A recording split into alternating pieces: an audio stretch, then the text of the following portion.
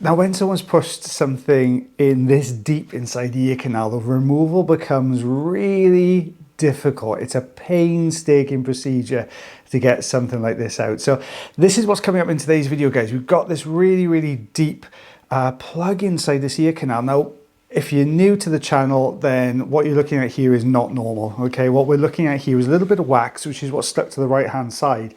And then we've got this very light, creamy grey colour material in here. So I'll give you a little bit of backstory to this particular patient. Now, this isn't actually my patient. This is Taylor's patient. There's another audiologist that works here.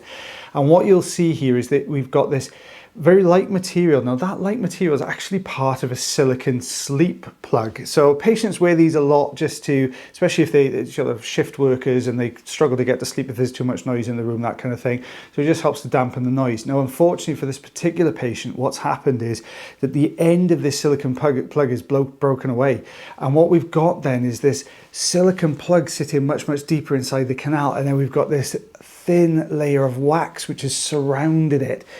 Now, as you saw from the previous clip there, the wax plug, or this silicone plug, has gone very deep inside the ear canal, which makes it a little bit more difficult to remove, because when you're that deep inside the ear canal, all the structures become really sensitive and the skin is always paper thin inside the ear. So you're always running the risk of a potential bleed or, you know, causing discomfort for the patient. But Taylor's doing a really good job here. He's managing to pull this particular piece of wax away, which has become this hardened wax layer.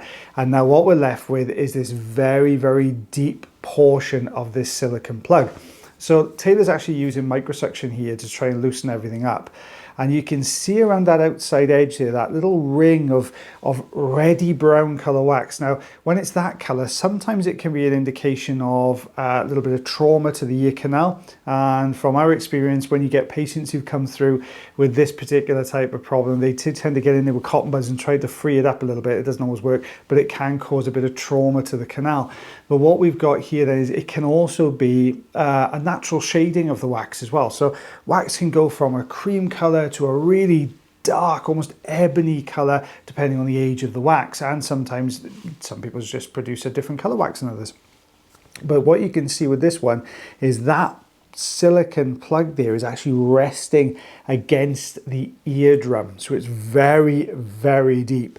So what we've popped in here now is a little bit of olive oil, and what that helps to do is it just helps to lubricate the canal a little bit. So it'll soften the wax a little bit, but it'll also lubricate that piece of plug. So when we do get a grip on it, if we get it moving, it means it's not going to adhere to the canal walls. It's not going to want to stick to the canal walls on the way down. It's just going to draw out quite naturally.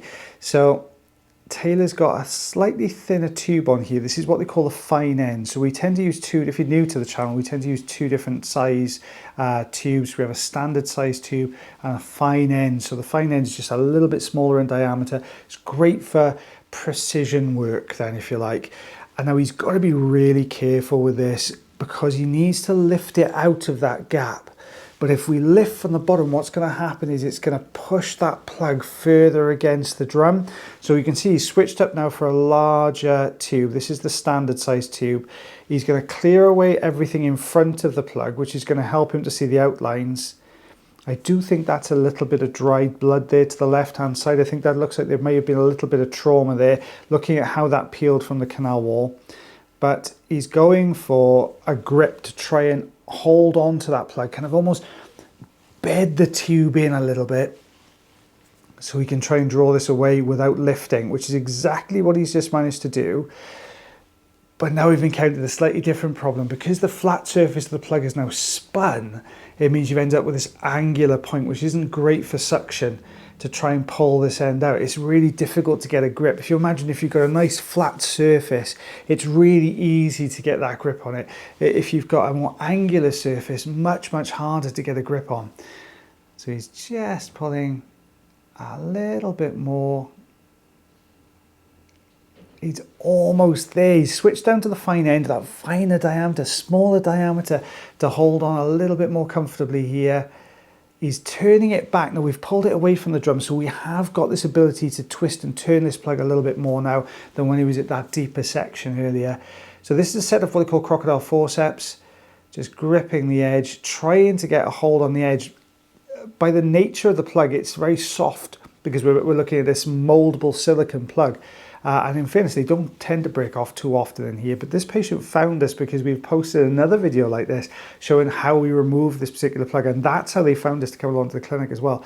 He's trying to turn this back, but you can see as he gets closer to the canal wall, it tends to have the effect of drawing the plug around, so he's just not quite getting the grip he needs.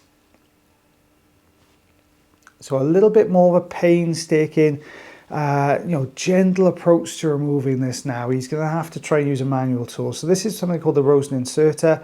It's a very thin hook that we can use, and it's great for these kind of softer plugs that don't want to play ball in here and don't want to keep moving the way you want them to. So he's just nipping over the top, and he's just literally using the edge of the plug there, not pushing deep so it touches the canal wall, but just enough to get a good grip, and out that plug comes. Let's take a look beyond that. You can see no trauma to the eardrum there. It looks really healthy. That grey circle you can see at the bottom, that's the eardrum, and this is what you remove. So we've got 1.5 centimeters, which is just over 1/2 inch. Well, thank you so much for watching our video again, guys. If you do enjoy the videos, don't forget you can always like, heart, share, follow and subscribe for me. And if you thoroughly enjoy the videos, you can also consider becoming a member of the channel. That way then you get to see even more videos every single week. But until next time, take care of yourselves, take care of your ears, and take care of one another, and we'll see you again soon. Bye everybody.